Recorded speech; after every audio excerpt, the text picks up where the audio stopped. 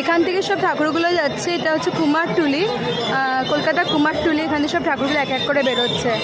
আর আগে ওটা ছিল বাড়ির পুজো।